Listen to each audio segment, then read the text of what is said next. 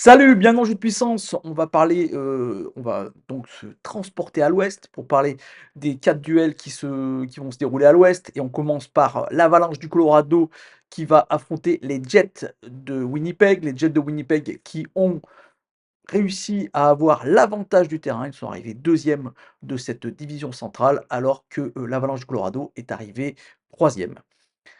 Les Jets de Winnipeg, l'Avalanche du Colorado, c'est l'histoire de peu d'hommes au final, de peu d'hommes, des hommes dont on entend souvent parler. Je veux bien sûr parler du côté du Colorado de Nathan MacKinnon qui a fait vraiment une saison assez incroyable, qui s'est battu jusqu'à la fin avec Nikita Kucherov pour l'obtention du meilleur pointeur de la ligue. Malheureusement, c'est Nikita Kucherov qui a réussi à avoir ce trophée. Il n'empêche que Nathan MacKinnon reste un des éléments majeurs de la NHL. De l'autre côté, on a peut-être le meilleur gardien de la NHL, Connor Helwig, qui tient son équipe vraiment sur ses épaules.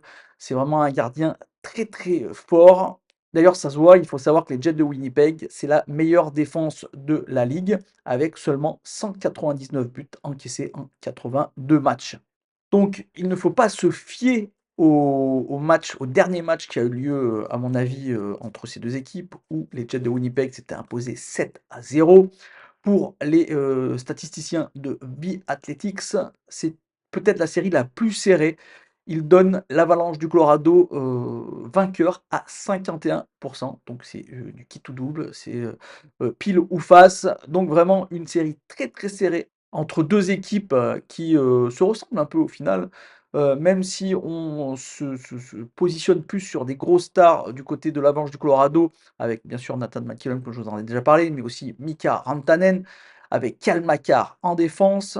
Mais ensuite, ça manque, de profondeur, hein, il faut le dire, il y a beaucoup d'éléments qui, sont, décevants. Malgré le fait que Jonathan Drouin, par exemple, a fait une très, très bonne fin de saison, on a toujours Valérie Nichushkin qui est là et qui donne vraiment, ce qu'il faut donner, dans la profondeur. Mais le troisième et quatrième trio peuvent laisser des fois un peu, de mou, c'est pas terrible, hein, on peut le dire. Et cela malgré l'ajout, de, Casey Mittelstadt. Il faut dire qu'ils avaient parié sur Johansen et ça n'a pas été, du tout, un bon pari. D'ailleurs, ce joueur est parti, à la date limite des transactions. Du côté des Jets, c'est moins de stars, moins de joueurs comme McKinnon avec beaucoup, beaucoup de points. On est plus dans la profondeur avec un très, très bon, là aussi, défenseur, là aussi un peu sous-coté par rapport à un Cale Makar ou un Quinn Hughes.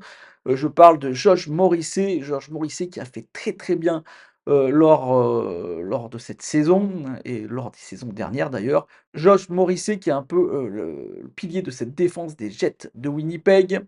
Attention, bien sûr, on aura des joueurs comme Chiffoli, Haller, qui vont vraiment être très très dangereux, mais on va devoir aussi faire très très attention à cette troisième ligne, justement, par exemple, des Jets de Winnipeg, qui aura affronté une troisième ligne qui, au final, n'est pas très très bonne du côté de l'Avalanche du Colorado.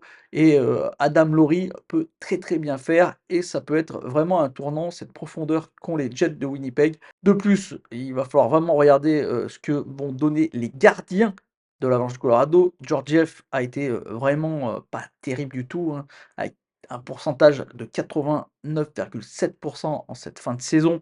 Donc ça, c'est vraiment pas, très, très bon. Il va falloir qu'il se, batte avec un gardien moyen et comme on le sait, un gardien peut faire gagner une série et Connor Hellebuyck peut faire gagner cette série. Ça va être vraiment un duel entre Nathan MacKinnon et Connor Hellebuyck. Mes prédictions, pour ce match, ça va être un match très serré. Il n'empêche, je pense que l'Avalanche du Colorado, pour moi les Jets, c'est quand même une surprise qu'ils soient là, hein, et qu'ils soient aussi performants. Je voyais une équipe qui allait partir en reconstruction à cause des contrats, des fins de contrat de Connor Hellebuyck et de Schiffely. Mais le GM a re-signé ces 2 joueurs, hein, ce qui a donné une sorte de boost, hein, à cette équipe, il faut le dire. Malgré cela, ça reste à mon avis une équipe qui est moins forte que, Nathan MacKinnon et l'Avalanche du Colorado. Oui, j'ai bien dit Nathan MacKinnon car je pense que ce joueur peut amener son équipe à aller se qualifier et c'est pour ça que je vais donner un petit avantage à, cette équipe de l'Avalanche du Colorado pour se qualifier, à mon avis, un peu plus d'expérience aussi que les Jets de Winnipeg. Le match aura lieu, lundi matin à 1 heure du matin, donc pour les couches tard ou les lève tôt, les lève très, très tôt et ça sera le premier match de la conférence, Ouest. J'espère que cette petite vidéo, qui vous a présenté, ce duel, vous a plu. Si c'est le cas, n'hésitez pas à me faire un petit like, un petit commentaire ou à la partager et moi je vous dis, bah, à bientôt pour, un nouveau duel dans cette conférence Ouest. Allez, ciao!